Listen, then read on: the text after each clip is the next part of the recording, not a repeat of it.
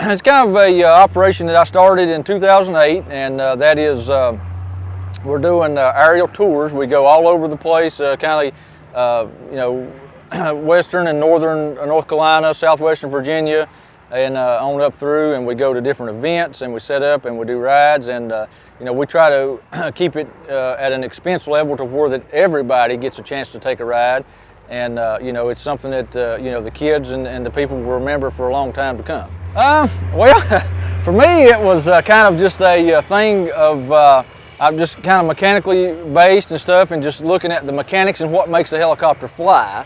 Started at about year 2000. I was messing with remote control helicopters, various things of that nature, and then I moved on to look at the internet, and I found a website that offered a plans to build a helicopter. So I was like, well, I'll just see if I can build a helicopter. So I built my first helicopter.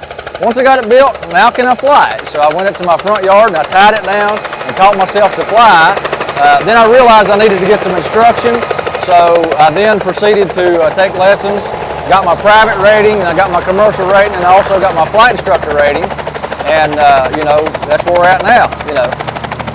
I've been real fortunate. The good Lord's blessed me and my family, and I've turned it into a business that really works pretty good. What they can expect is to come up, and then they'll be briefed by our ground crew, be loaded onto the helicopter, and then we'll go out and see a view of the Martinsville Speedway. Go around and see that. You can see all the color of the leaves. It's perfect weather conditions for a nice ride. So, like I say, that's what they can look forward to. What's involved is $25 per rider. We can take 3 adults, or we can do 3 adults and a kid, or we can do 2 kids and 2 adults, just based on our weight limitations and sizing. And like I say, for the most part, we can do 4 people no problem, and it's a good ride. It lasts about 6-7 minutes, something like that. Gets you a good tour, and you will enjoy it. Just come on out and take a ride. If it's something you've never done, like I say, you can come out and do that and have a good time. We will be here basically till dark each day. We're going to do today, we're going to do tomorrow, Saturday, and then of course on Sunday morning up until race time, because there's a flight restriction during race time, so we have to be on the ground since we're in proximity to the track. But we're going to try to work every minute that we can. Yeah, for the most part, everybody enjoys it. Some people have a fear of flying. Most people that do that, when they come back, they're like, man, that wasn't bad. Really enjoyed it. I've not had any instances of anybody really saying that they didn't want to ever do it again. So for the most part, and the majority of people, they really enjoy it. So okay, this particular helicopter is a Fairchild Hiller FH1100. It's a helicopter that was actually intended to be the light observation helicopter for the military back in the early 60s, when they were doing the light observation helicopter. They had basically got a contest between Hughes helicopter, Bell helicopter, and Hiller, and like I say, they all built them based on certain specifications that the military had given them for that particular role and mission.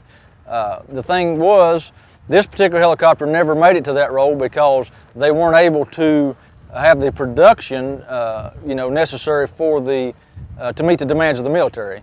It does have a capacity of 5 seats, basically 3 in the back, 1 extra in the front, and then a pilot. It's set up with a baggage compartment. The engine and stuff is readily accessible as far as maintenance. It's basically a turbine helicopter. It's got about 317 horsepower. It cruises about 120 miles an hour, and it's a good weight lifter. It'll lift about 1,100 pounds. This particular helicopter, I had owned one like this previous, and I need to add that there's only about 6 of this particular model flying in the U.S. today.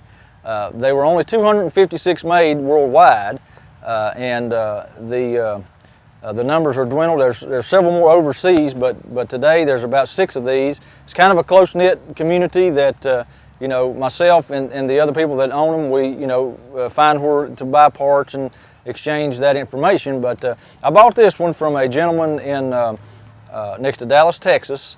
I picked it up this past June.